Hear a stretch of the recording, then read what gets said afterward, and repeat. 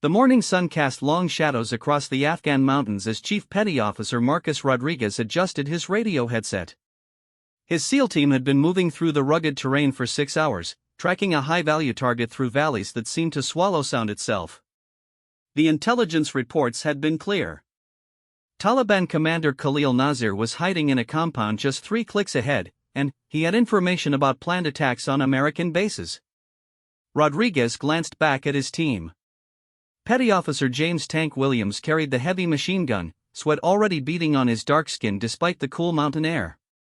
Petty Officer Second Class David Chen moved like a ghost, his sniper rifle slung across his back, eyes constantly scanning the ridgelines above them. The newest member, Petty Officer Third Class Tommy Burke, looked nervous but determined. This was his first real mission after months of training. "Radio check," Rodriguez whispered into his mic. The responses came back crisp and clear from each team member. Communication was everything in these mountains where help could be hours away. The team moved in a diamond formation, each man covering a different direction. Rodriguez had learned this technique during his 12 years as a SEAL, and it had saved his life more times than he could count. The Afghan landscape was beautiful but deadly, full of hidden caves and perfect sniper positions. As they climbed higher, the air grew thinner. Rodriguez could hear Burke breathing harder behind him, but the young SEAL kept up without complaint. Chen moved ahead, using his scope to check the terrain before the team advanced. This was how they stayed alive in country where every rock could hide an enemy fighter. The mission had started 3 days earlier when intelligence officers received word about Nasir's location. The Taliban commander had been planning suicide bombings in Kabul, and stopping him could save hundreds of innocent lives. Rodriguez's team had volunteered immediately. They were used to dangerous missions in remote areas where conventional forces couldn't operate. The compound appeared ahead, nestled against a cliff face like a fortress. Rodriguez studied it through his binoculars. 2 guards walked the perimeter, AK-47 rifles slung casually over their shoulders. Smoke rose from a cooking fire inside the walls. It looked almost peaceful, but Rodriguez knew better than to trust appearances in Afghanistan. "Chen, take overwatch position on that ridge," Rodriguez ordered quietly. "Tank, you and Burke circle left. I'll approach from the front after Chen is in position." The team moved smoothly, each man knowing exactly what to do. They had practiced these movements hundreds of times in training, but this was the real thing. One mistake could mean death for all of them. Chen climbed to his sniper position, moving carefully to avoid loose rocks that might give away his location. From his perch, he could see the entire compound and the surrounding area. His rifle was a precision instrument, capable of hitting targets at over 1,000 yards. More importantly, Chen had the skill to use it effectively. "Overwatch in position," Chen's voice crackled through Rodriguez's earpiece. "I count 4 targets in the compound, 2 more inside the building." Rodriguez felt his pulse quicken. 6 enemies meant they would be outnumbered, but SEAL teams had succeeded against worse odds. Training, teamwork, and superior equipment usually gave them the advantage they needed. Tank and Burke reached their position on the left side of the compound. Tank's machine gun could lay down covering fire while Burke provided backup with his assault rifle. The plan was simple but effective. Rodriguez would create a distraction from the front while his teammates moved in from the side. The morning was still quiet except for the sound of wind through the rocks. Rodriguez checked his watch. In 5 minutes, the assault would begin. He thought briefly about his wife Maria back in San Diego, but quickly pushed the thought away. Distractions could be fatal in combat. Rodriguez began his approach, moving carefully from rock to rock. The compound's main gate was 50 yards away. He could see one guard leaning against the wall, apparently half asleep. The other guard had disappeared inside, probably getting breakfast. Suddenly, the sleeping guard's head snapped up. He had heard something, maybe the scrape of Rodriguez's boot against stone. The guard grabbed his rifle and started looking around suspiciously. "Contact imminent," Rodriguez whispered into his radio. His teammates would be ready. The guard spotted movement and raised his rifle. Rodriguez had no choice but to engage. His M4 carbine coughed twice, and the guard dropped silently. But the sound of suppressed gunfire echoed off the cliff walls, and Rodriguez knew their cover was blown. Shouts erupted from inside the compound. Taliban fighters scrambled for their weapons and positions. The element of surprise was gone, but the mission had to continue. Go, go, go, Rodriguez commanded. Tank and Burke charged from the left side while Rodriguez assaulted the main gate. Chen's rifle cracked from above, dropping one Taliban fighter who tried to escape over the back wall. The compound erupted in gunfire as both sides opened up. Rodriguez kicked in the main gate and rolled to cover behind a stone wall. Bullets chipped pieces of rock around him as Taliban fighters fired from windows and doorways. The sound was deafening in the enclosed space. Tank's machine gun roared to life, raking the compound with accurate fire. His weapon could punch through the mud brick walls like they were paper. Burke moved up behind him, firing controlled bursts at any target that presented itself. Building clear on the left, Tank reported, advancing steadily. Rodriguez spotted movement in the main building where Nasir was supposed to be hiding. Two Taliban fighters were trying to set up a rocket-propelled grenade launcher in a window. If they succeeded in getting it into action, the SEAL team would be in serious trouble. Chen's rifle spoke again from his overwatch position. One of the RPG operators spun and fell. The second man grabbed the weapon and tried to aim it at Tank's position. Tank, RPG in the window, Rodriguez shouted. Tank dove for cover just as the RPG streaked across the compound, exploding against the wall where he had been standing moments before. Stone fragments showered the area, and Rodriguez felt a sharp pain in his left arm where a piece of shrapnel had found its mark. The battle was turning into a prolonged firefight, something Rodriguez had hoped to avoid. Long engagements favored the enemy, who knew the terrain and might have reinforcements nearby. The SEAL team needed to finish this quickly. Burke, smoke grenades, Rodriguez ordered. Burke pulled two smoke grenades from his vest and threw them into the compound. White smoke billowed up, concealing the SEALs' movements but also limiting their vision. Rodriguez used the cover to advance toward the main building. Inside the smoke, Rodriguez could hear Taliban fighters shouting orders in Pashto. They were trying to coordinate their defense, but the smoke was confusing them too. Rodriguez moved carefully, using his training to navigate by sound and instinct. A Taliban fighter emerged from the smoke directly in front of Rodriguez, his AK-47 raised. Rodriguez was faster, his M4 barking twice. The fighter dropped, but his rifle clattered on the stones, alerting other enemies to Rodriguez's position. Automatic fire erupted from Rodriguez's left. He threw himself behind a pile of supplies as bullets whined overhead. He was pinned down and running low on ammunition. The mission was not going according to plan. Chen, I need covering fire on the main building, Rodriguez called into his radio. Chen's response crackled back through heavy static. I'm taking fire from multiple positions. There are more fighters than we thought. Rodriguez realized they had walked into something bigger than a simple capture mission. Intelligence had been wrong about the number of fighters in the compound. Instead of 6 enemies, there seemed to be at least a dozen, maybe more. Tank and Burke were advancing through the smoke, but Rodriguez could hear the increasing volume of enemy fire. The Taliban fighters were not giving up easily, and they seemed to have plenty of ammunition. A new sound reached Rodriguez's ears through the gunfire and smoke. Vehicle engines, coming from the valley below. Reinforcements were arriving, just as he had feared. The situation was rapidly becoming desperate. All units, we have vehicles approaching from the south, Chen reported from his sniper position. Looks like 3 pickup trucks with mounted weapons. Rodriguez felt his stomach drop.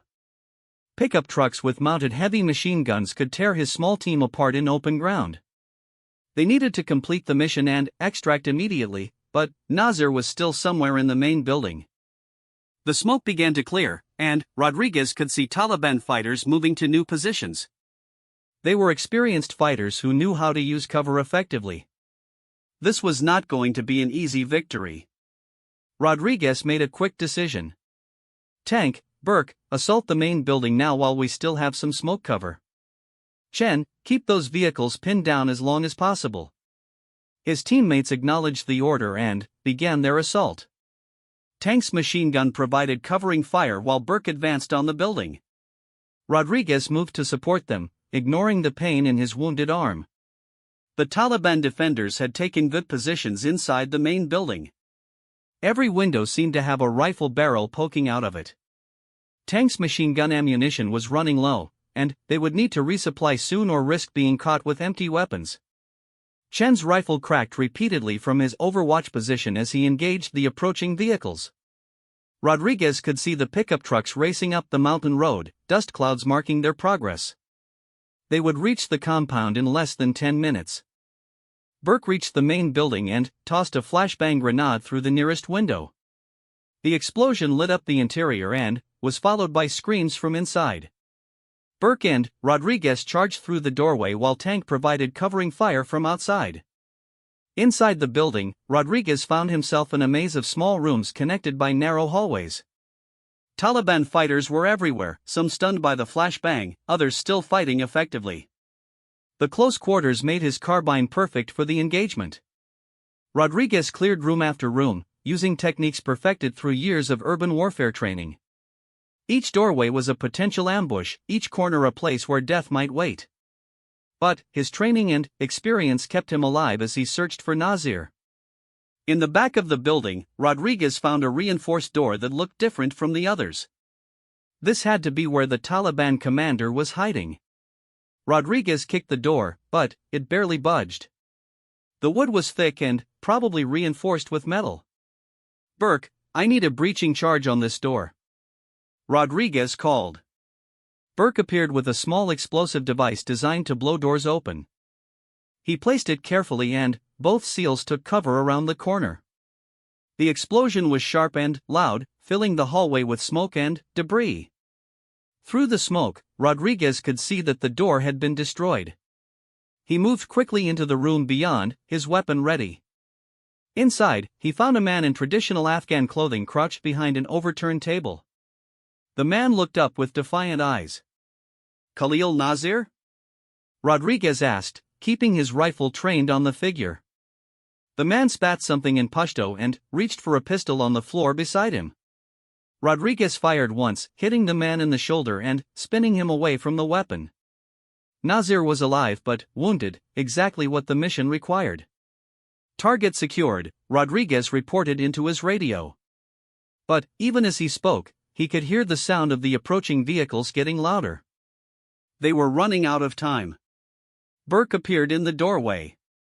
"Chief, we need to move now. Chen says those vehicles are almost here, and he's running low on ammo." Rodriguez zip-tied Nazir's hands behind his back and hauled the wounded commander to his feet. The man was conscious but clearly in pain from his shoulder wound. Rodriguez felt no sympathy for someone who planned to murder innocent civilians. As they moved through the building toward the exit, Rodriguez could hear Tank's machine gun firing in controlled bursts. The sound told him that his teammate was conserving ammunition, probably running low like the rest of them. Outside, the compound was littered with bodies and spent ammunition casings. The smoke was almost completely cleared now, giving Rodriguez a clear view of their tactical situation. It was not good. The 3 pickup trucks had reached the base of the compound and were unloading fighters. Rodriguez could see at least 20 Taliban reinforcements taking positions among the rocks. Chen's rifle fire had slowed them down but not stopped them. "Chen, what's your ammo status?" Rodriguez asked into his radio. "Down to my last magazine, Chief. Maybe 15 rounds left." Rodriguez did quick mental math. His team was outnumbered at least 4-1, low on ammunition, and trapped in a compound with limited escape routes. The mission was successful, but extraction was going to be the real challenge. Tank appeared from around the corner of a building, his machine gun smoking from heavy use. "Chief, I'm down to my last belt of ammo. We need to call for exfil now." Rodriguez grabbed his radio and switched to the command frequency. "Kingfish Base, this is Seahawk Team. Mission accomplished, but we need immediate extraction." We are heavily outnumbered and low on ammunition. The response came back through crackling static. Seahawk team, closest air support is 40 minutes out. Can you hold your position? Rodriguez looked at the approaching Taliban fighters and his wounded, exhausted team. 40 minutes might as well be 40 hours. They would never survive that long against these odds. Negative, Kingfish. We need extraction now or we're not making it home. There was a long pause before the radio crackled again.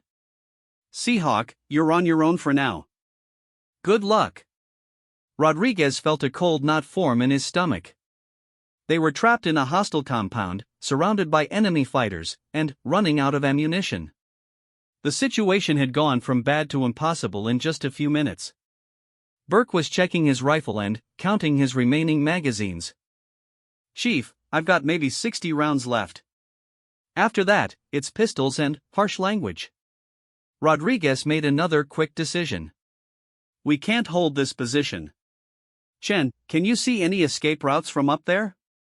Chen's voice came back tense with strain. There's a goat trail leading up the cliff behind the compound. It's steep, but it might work if we can reach it. Rodriguez studied the cliff face behind them. The trail Chen mentioned was barely visible, a thin line zigzagging up the rock wall. It would be dangerous to climb, especially while carrying a prisoner and under enemy fire. But staying in the compound was certain death. The Taliban fighters were getting organized and would soon assault the compound in overwhelming numbers. Rodriguez had to choose between a dangerous escape and certain destruction. All units were moving to the back of the compound, Rodriguez ordered. Chen, you cover our movement and, then, join us at the base of the trail. The SEAL team began their fighting withdrawal toward the cliff face. Tank provided covering fire while Rodriguez and Burke moved with their prisoner. Nasir was struggling to walk with his wounded shoulder, but Rodriguez had no intention of leaving him behind. Taliban fighters were now entering the compound from multiple directions.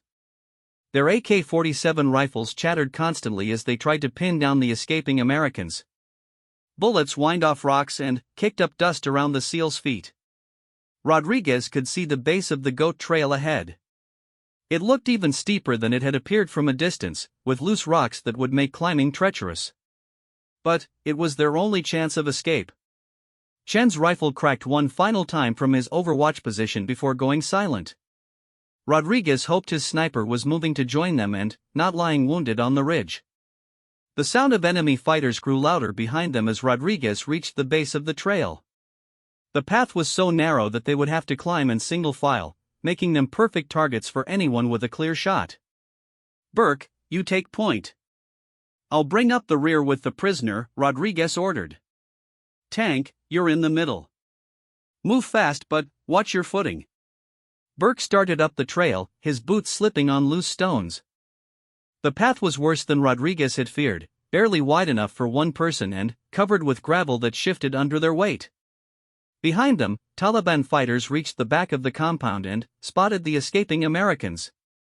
Rifle fire erupted immediately, bullets striking the cliff face around the climbing SEALs. Rodriguez pushed Nasir ahead of him and returned fire with his carbine. The climb became a nightmare of loose rocks, enemy gunfire, and sheer exhaustion. Rodriguez's wounded arm throbbed with every step, and Nasir kept stumbling with his hands bound behind his back. The Taliban fighters below had good angles on the trail and were making the most of their advantage. Rodriguez heard Tank grunt in pain ahead of him on the trail. The big SEAL had been hit but kept climbing, his machine gun slung across his back. Blood was seeping through his uniform from somewhere on his left side. Tank, how bad? Rodriguez called up the trail. Flesh wound, Chief. I can make it, Tank replied through gritted teeth. The trail switchbacked up the cliff face, sometimes doubling back on itself so sharply that the SEALs were directly above their previous position. Taliban fighters below adjusted their fire, and Rodriguez could hear bullets whining past his head constantly now. Burke reached a wider section of the trail and took cover behind a large boulder. He immediately began returning fire at the compound below, his rifle cracking steadily. His covering fire allowed Tank and Rodriguez to climb faster. But the Taliban fighters were not giving up. Rodriguez could see them starting to climb the trail behind his team, following them up the cliff face. The SEALs were being pursued by a larger force with more ammunition and local knowledge of the terrain. Rodriguez's radio crackled with Chen's voice. "Chief, I'm at the bottom of the trail, but there's at least 30 fighters between me and you. I can't get through." Rodriguez felt his heart sink. His sniper was trapped below while the rest of the team was being hunted up the cliff face. The mission was successful, but his team was being torn apart by overwhelming enemy numbers. The trail ahead became even steeper, forcing the SEALs to use their hands to climb in some places. Nasir was struggling badly with his bound hands, and Rodriguez had to help him over the difficult sections while still watching for enemy fighters below. Tank reached another switchback and, suddenly, stumbled, blood loss making him dizzy.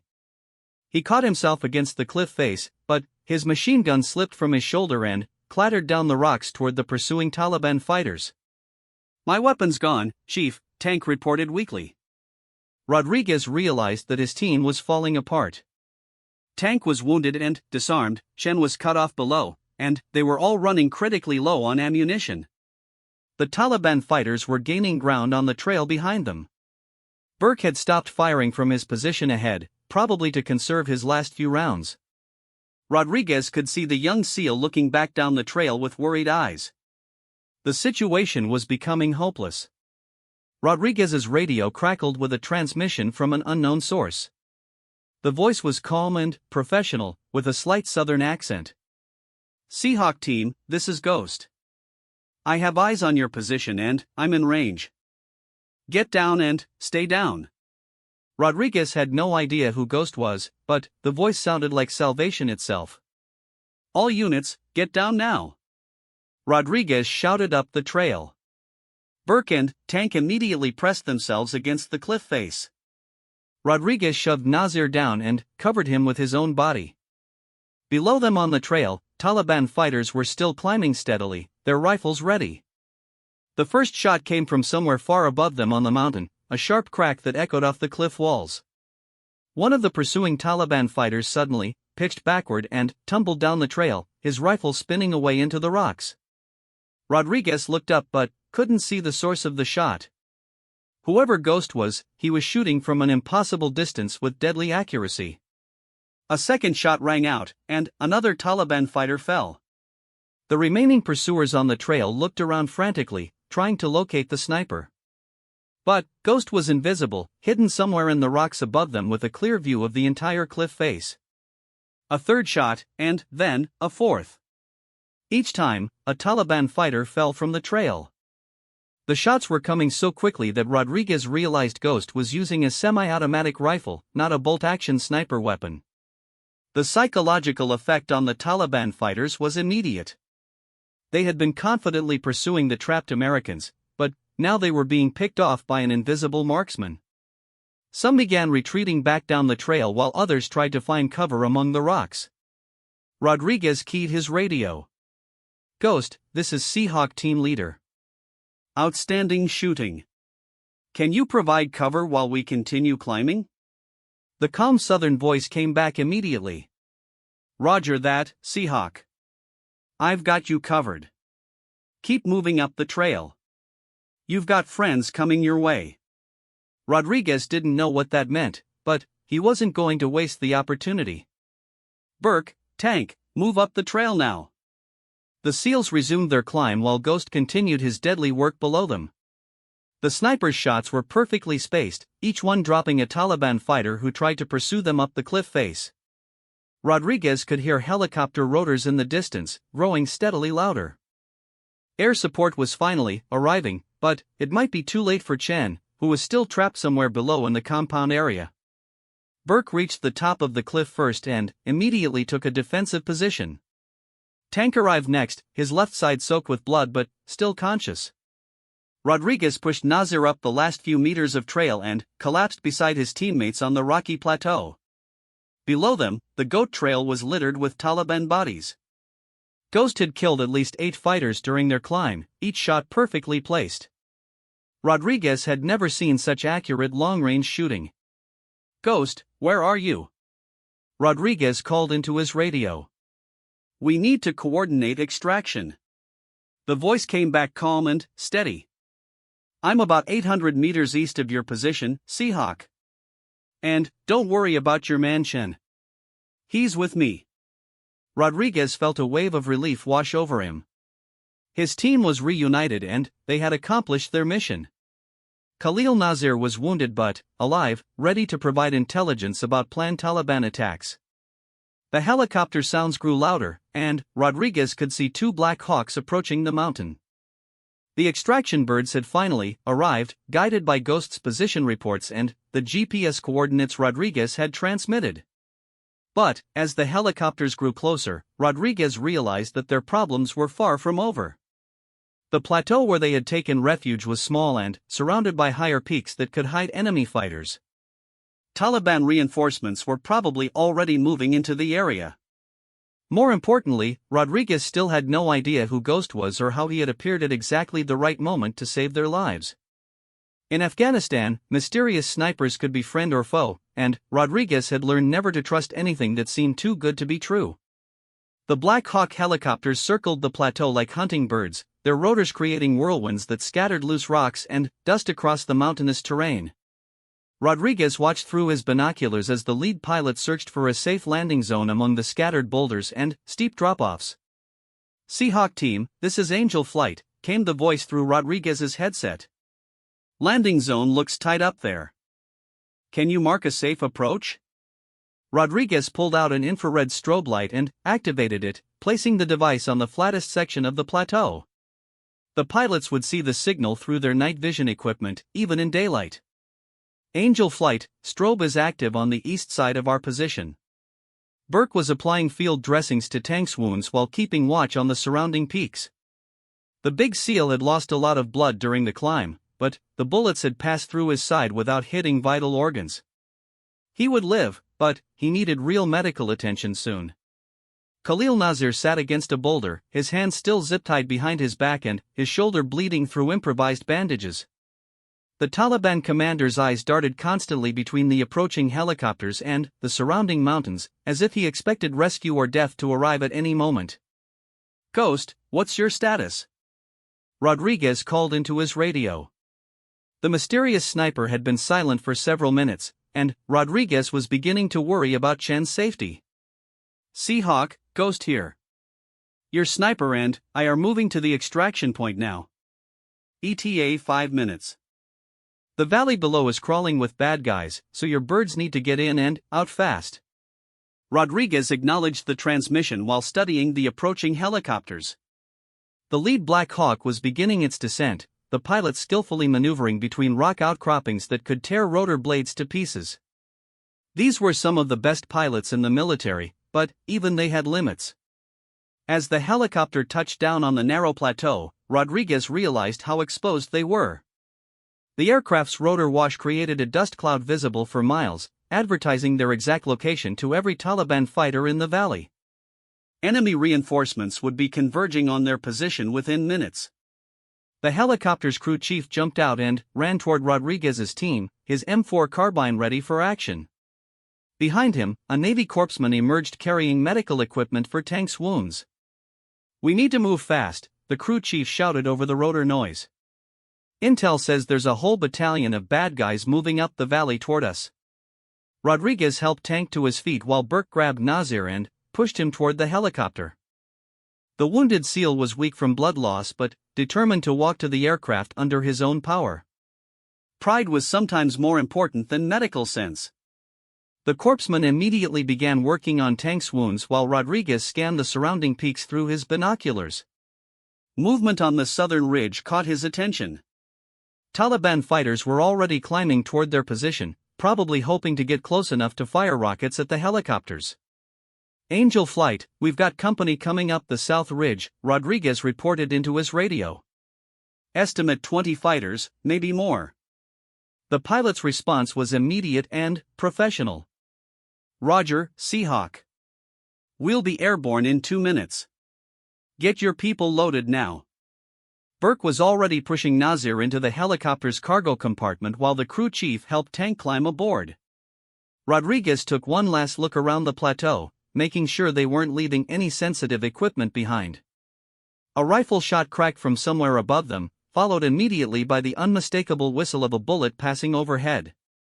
Taliban fighters had reached shooting positions and were engaging the extraction team. "Contact!" Burke shouted, raising his rifle toward the southern ridge. More shots rang out from the surrounding peaks as Taliban fighters tried to disable the helicopter before it could escape. Bullets sparked off the aircraft's armored hull and shattered rocks around Rodriguez's feet. The helicopter's door gunners opened fire with their M240 machine guns, raking the ridgelines with sustained bursts that sent Taliban fighters scrambling for cover. The sound was deafening, but Rodriguez found it oddly comforting. American firepower was still superior to anything the enemy could bring to bear.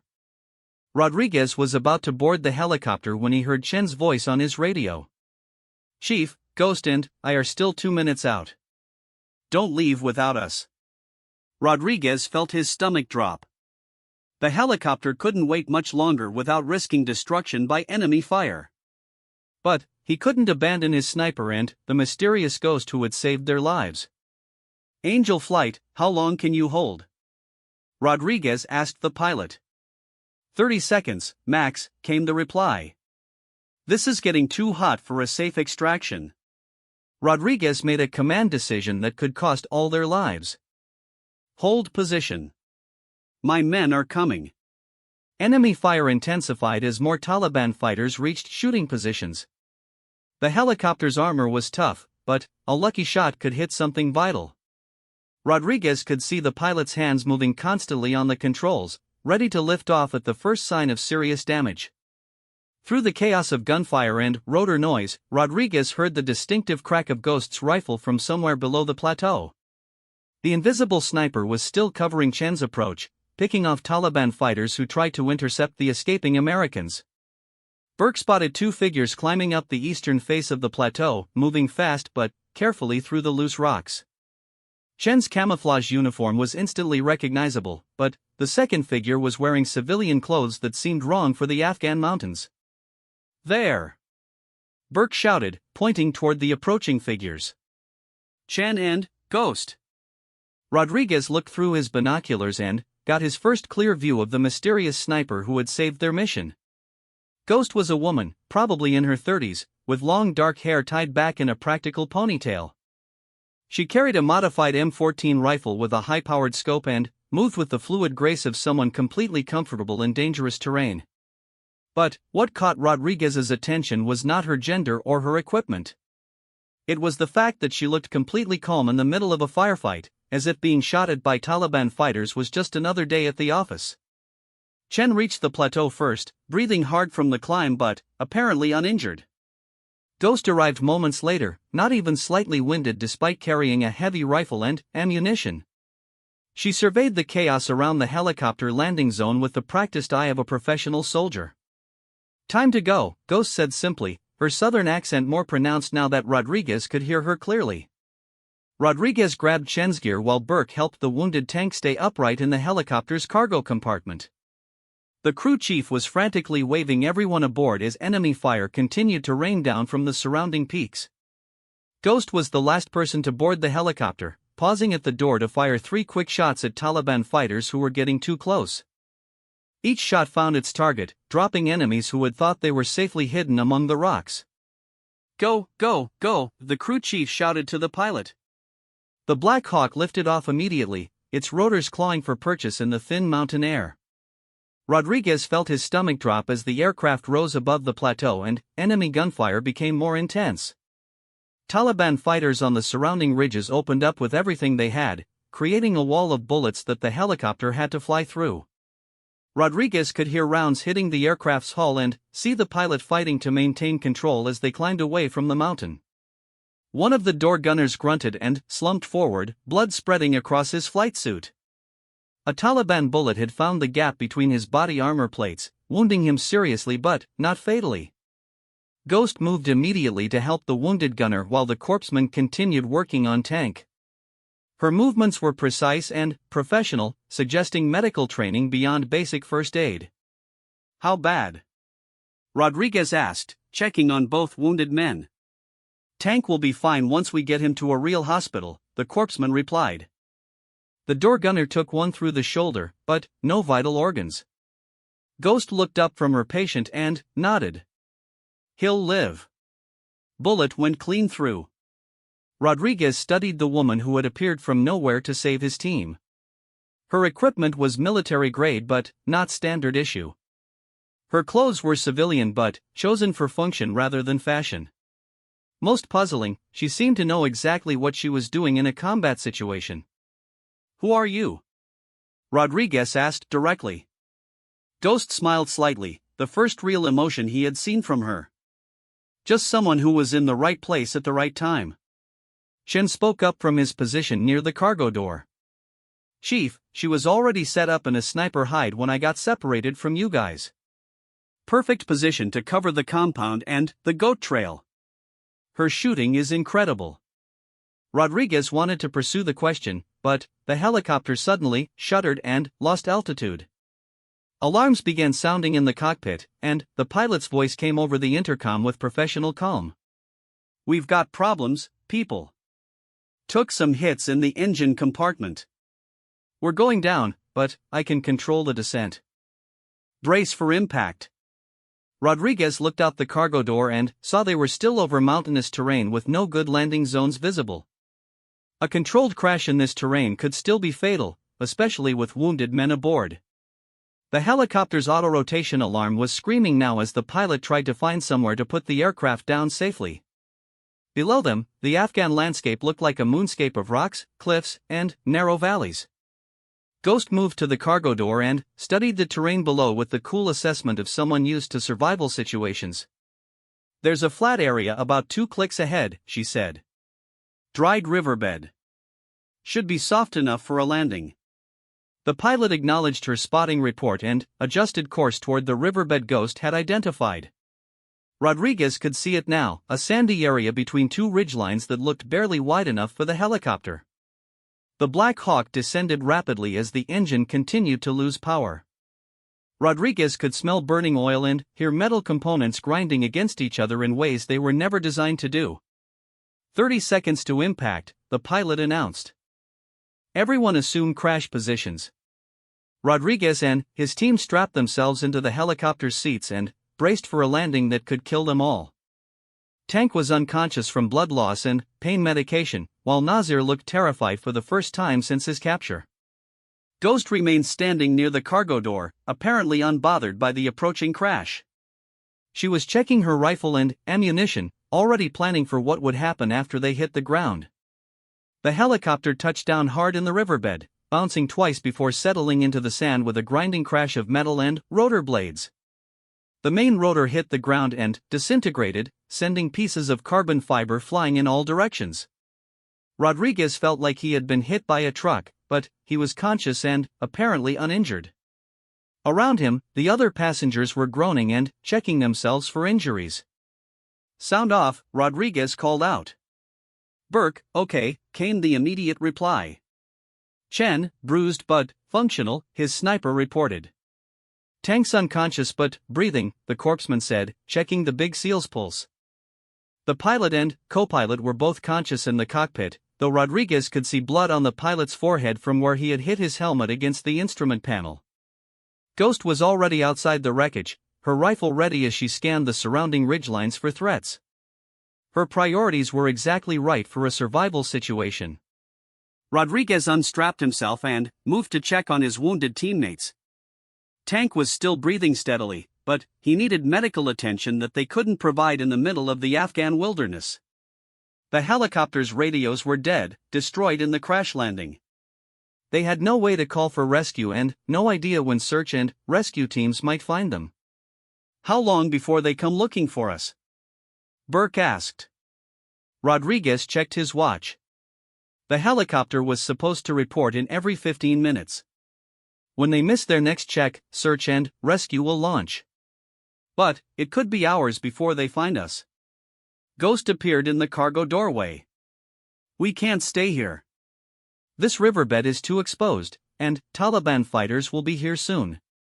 They saw us go down." Rodriguez knew she was right. The helicopter crash would have been visible for miles, and enemy fighters would be converging on their location. They needed to move to a defensive position before they were surrounded. But moving meant carrying Tank, who was too heavy for one person to manage alone. It also meant bringing Nazir, who might try to escape or signal enemy fighters if given the chance. "Where do we go?" Rodriguez asked Ghost, recognizing that she seemed to know the local terrain better than anyone else. Ghost pointed toward a narrow canyon leading away from the riverbed.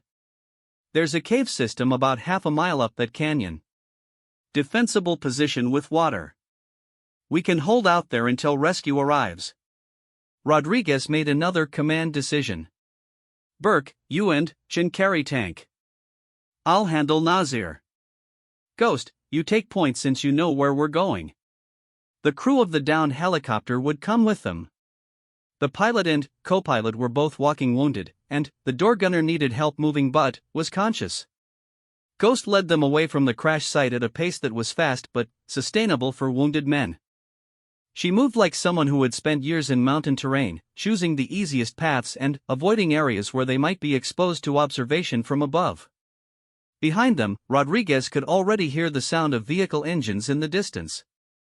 Taliban fighters were racing toward the crash site, hoping to capture or kill the American survivors. The canyon Ghost had chosen was narrow and winding, with high walls that provided excellent cover from aerial observation. But it also meant they could be trapped if enemy fighters reached the mouth of the canyon before they found the cave system. Tank regained consciousness as Burke and Chin carried him through the rocky terrain. His first words were characteristic of the tough SEAL. "Did we get the bastard?" Tank asked weakly. "We got him," Rodriguez confirmed, nodding toward Nazir, who was stumbling along ahead of them with his hands still bound. "Good," Tank replied before passing out again from pain and exhaustion. The cave system Ghost had mentioned turned out to be a series of natural chambers carved into the canyon wall by centuries of water erosion. The entrance was hidden behind a pile of boulders that made it nearly invisible from the canyon floor. Ghost led them into the main chamber, which was large enough for their entire group but small enough to defend with their limited ammunition. A small spring provided fresh water, and the rocky walls would stop rifle bullets. "This will work," Rodriguez said, studying the natural fortress. "How did you know about this place?" Ghost was already setting up a sniper position near the cave entrance, her rifle trained on the approach route through the canyon. "I've been operating in this area for a while. You learn where the good hiding spots are." Rodriguez wanted to know more about Ghost's background, but survival took priority over curiosity. They needed to establish defensive positions and treat their wounded before Taliban fighters found their location. Burke and the helicopter co-pilot set up security positions covering different approaches to the cave. Chen began cleaning and checking everyone's weapons while the corpsman continued treating Tank and the wounded door gunner. The pilot was trying to repair his emergency radio, hoping to establish contact with rescue forces. But the mountains interfered with radio signals, and they might be out of range of friendly units. Nazir sat in the back of the cave under Burke's watchful eye, his shoulder wound cleaned and bandaged but still painful. The Taliban commander seemed to be calculating his chances of escape versus the likelihood of rescue by his own forces. Rodriguez joined Ghost at the cave entrance, studying the canyon below for signs of pursuit. "How many fighters do you think are looking for us?" "Too many," Ghost replied simply. "But this position is defensible. We just need to hold out until your people show up." Rodriguez studied the woman beside him. Her equipment was expensive and well-maintained, suggesting access to military suppliers. Her tactics were professional and effective. But her background remained a complete mystery. "You never answered my question," Rodriguez said quietly. "Who are you really?" Ghost was quiet for a long moment, watching the canyon below through her rifle scope. When she finally spoke, her voice carried a weight that Rodriguez recognized from other soldiers who had seen too much combat. "Let's just say I used to work for people who aren't supposed to exist," Ghost said. "Now I work for myself, doing jobs that need doing." Rodriguez understood. Ghost was probably a former special operations soldier, possibly CIA or military intelligence, who had gone private. The mountains of Afghanistan were full of such people, some working for legitimate contractors and others operating in the gray areas where governments couldn't officially go. "Well, whoever you are, you saved our lives back there," Rodriguez said. "The day isn't over yet," Ghost replied, adjusting her rifle sight. "Look." Rodriguez followed her gaze and saw movement at the mouth of the canyon. Taliban fighters were approaching cautiously, probably aware that Americans might be hiding in the rocky terrain ahead. "How many?" Rodriguez asked.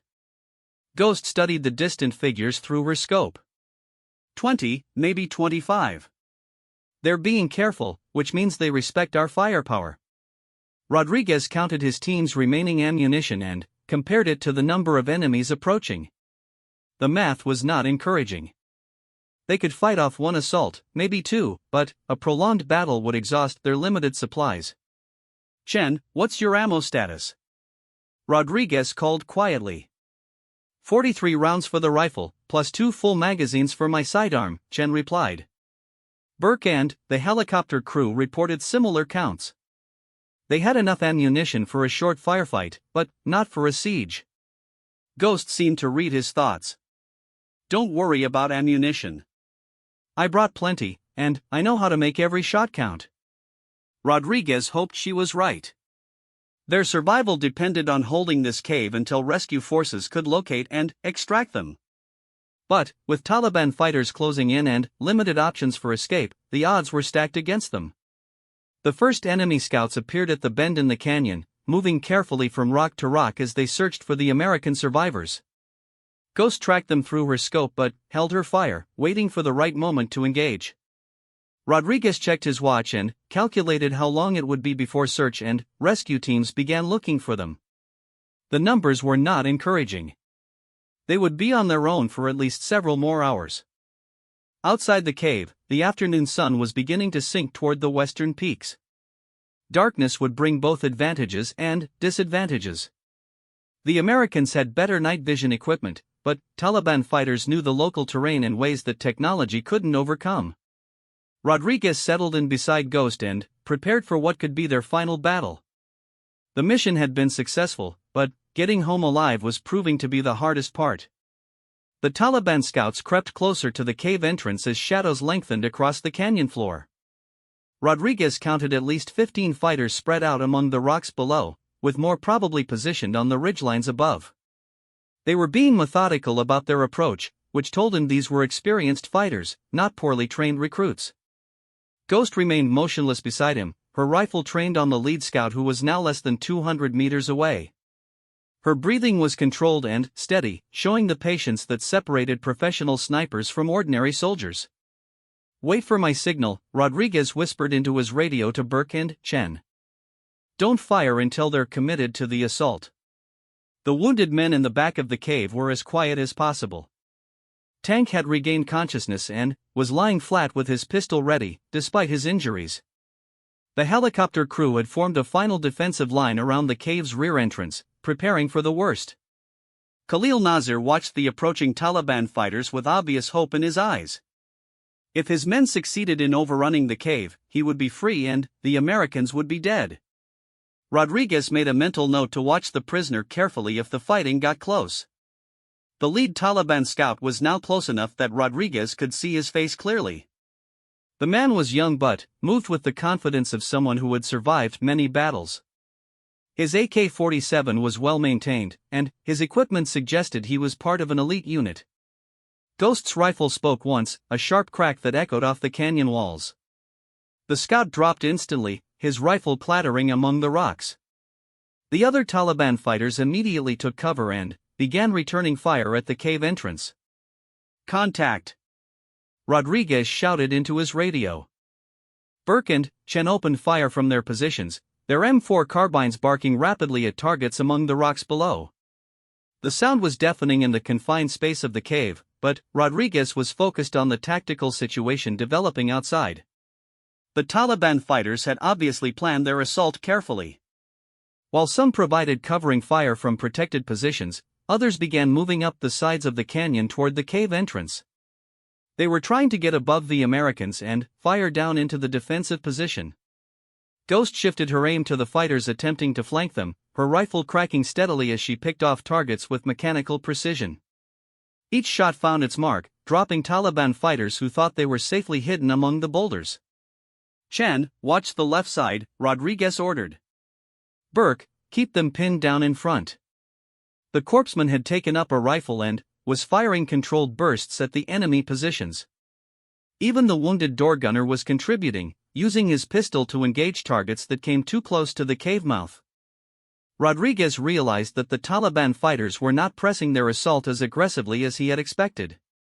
They seemed content to pin down the Americans with rifle fire while positioning for a coordinated attack from multiple directions.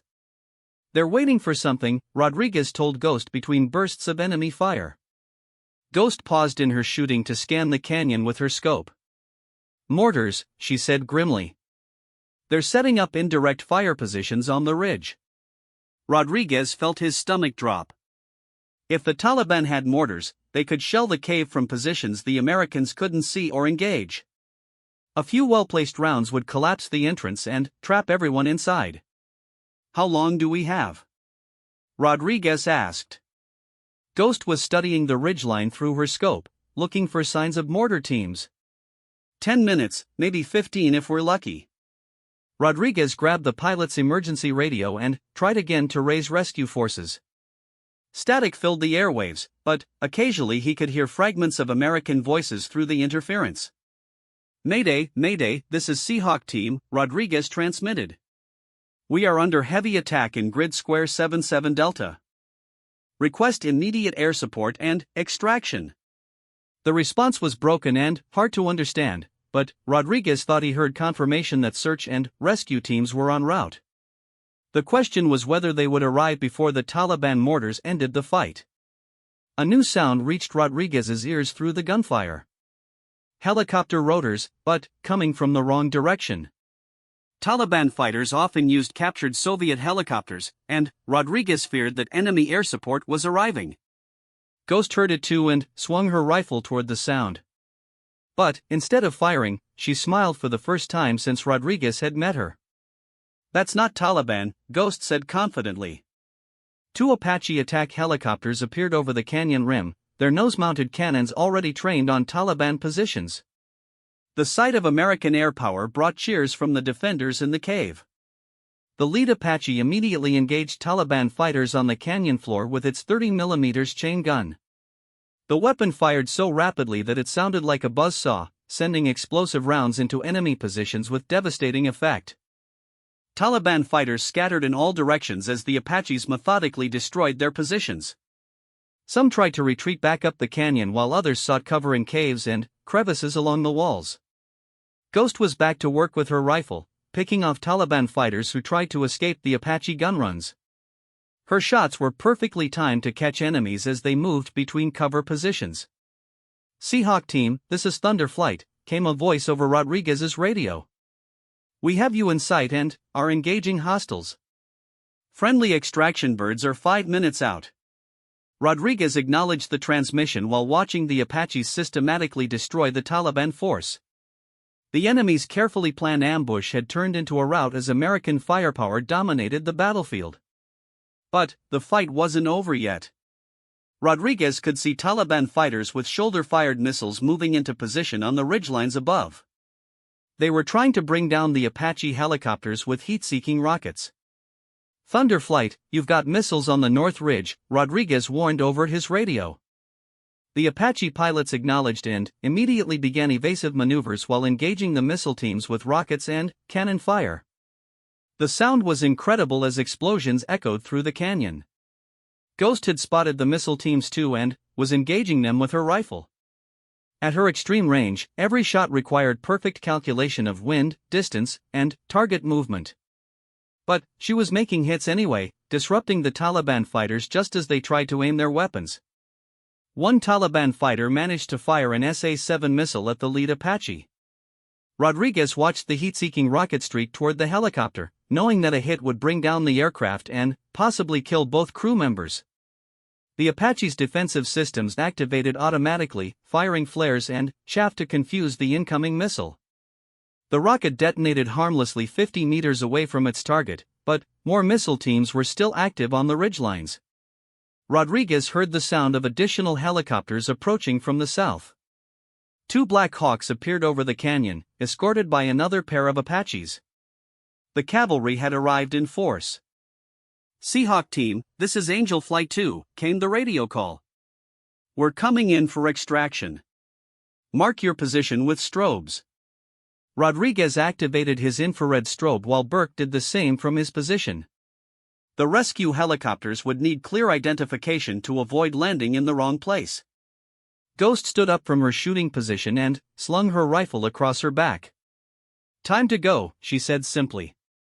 The Apache helicopters continued to engage Taliban positions while the Black Hawks descended into the canyon. The lead aircraft landed near the cave entrance while its door gunners swept the surrounding area with machine gun fire. Rodriguez organized the evacuation quickly. The wounded men went first, with Tank and the door gunner being carried to the helicopter by Burke and Chen. The helicopter crew followed, moving as fast as their injuries allowed. Khalil Nasir was loaded onto the helicopter under heavy guard, his intelligence value making him worth the risk of extraction under fire. The Taliban commander looked defeated now that his rescue had failed. Ghost was the last person to board the helicopter, pausing at the cave entrance to fire several more shots at Taliban fighters who were still trying to engage the rescue force. Rodriguez took one last look around the cave that had sheltered them during the firefight. The natural fortress had saved their lives, but he was happy to leave it behind for the safety of American air power. The Black Hawk lifted off immediately, its rotors clawing for altitude while the Apache helicopters provided cover. Rodriguez could see Taliban fighters emerging from their hiding places below, but they were too late to interfere with the extraction. During the flight back to base, Rodriguez finally had time to process what had happened. The mission had been successful beyond their wildest hopes. Not only had they captured Nasir, but they had eliminated at least 30 Taliban fighters and disrupted enemy operations in the entire region. Tank was conscious again and receiving 4 fluids from the helicopter's medical technician.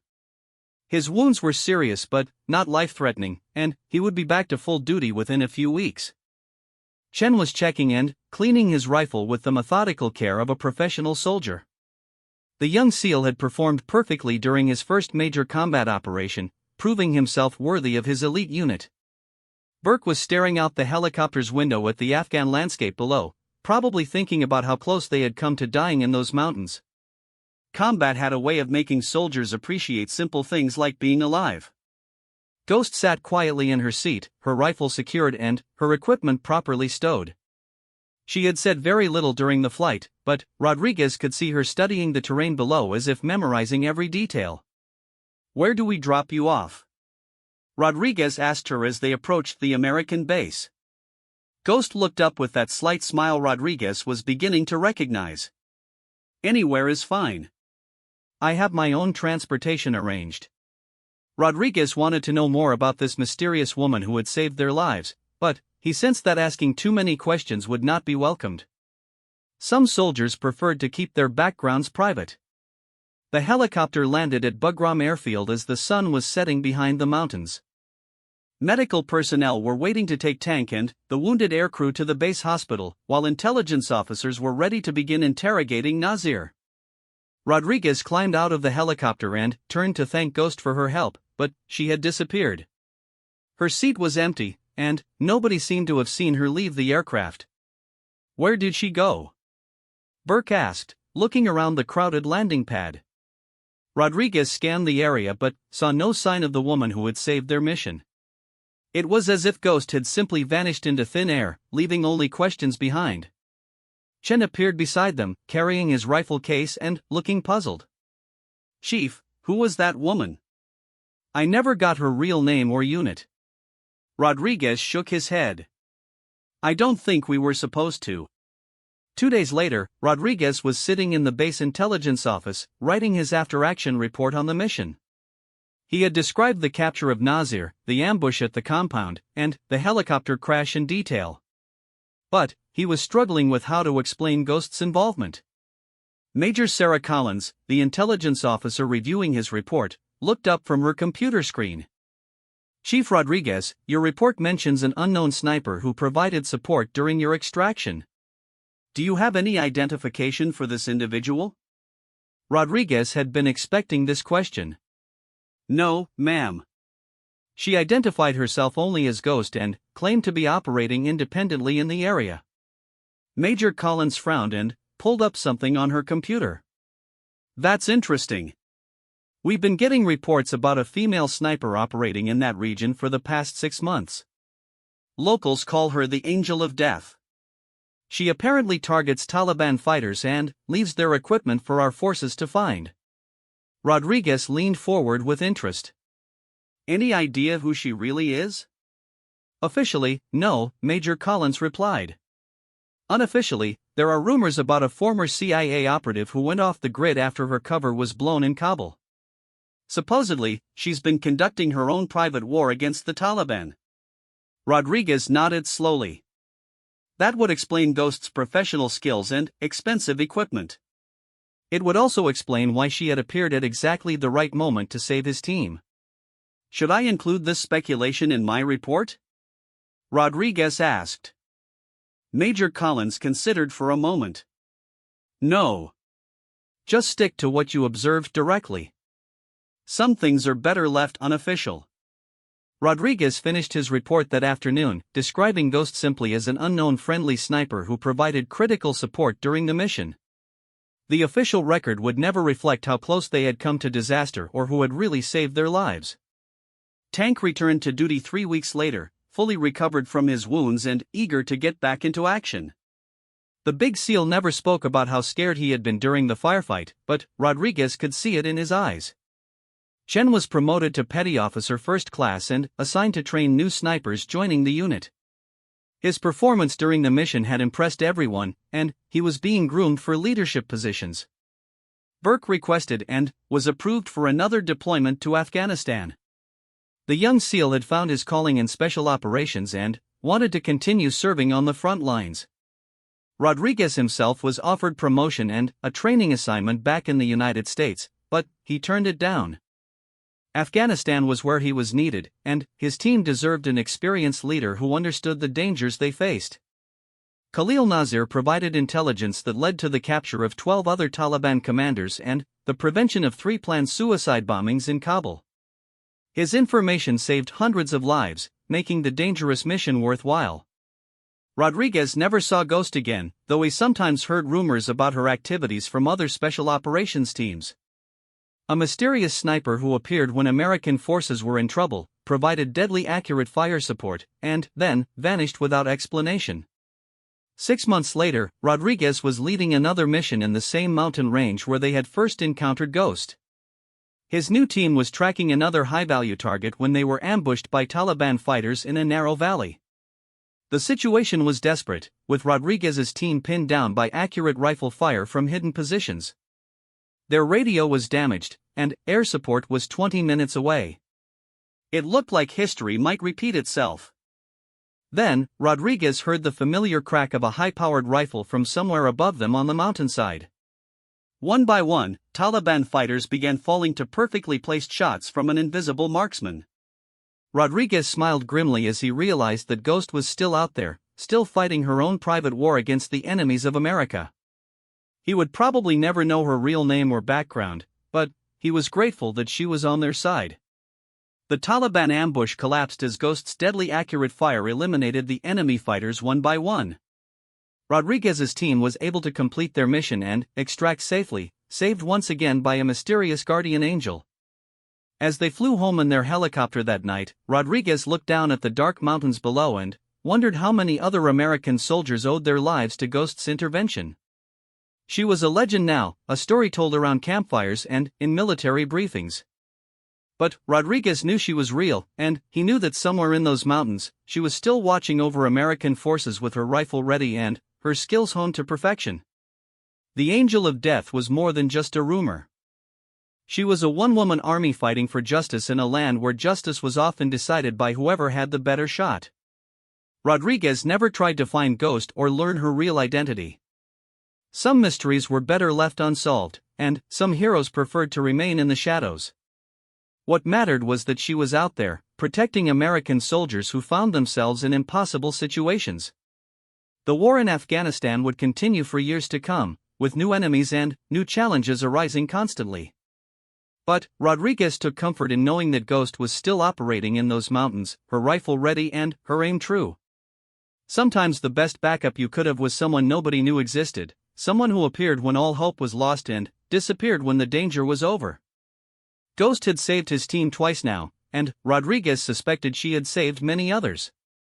As his helicopter flew through the Afghan night toward safety, Rodriguez said a silent prayer of thanks for mysterious angels who watched over American soldiers from the shadows. The war was far from over, but heroes like Ghost made victory possible, one perfectly placed shot at a time. The mountains below held many secrets, but none more important than the woman who called herself Ghost and made it her mission to ensure that American soldiers made it home alive. In a war where the enemy could strike from anywhere, it was good to know that someone was always watching, always ready, and always willing to pull the trigger when it mattered most.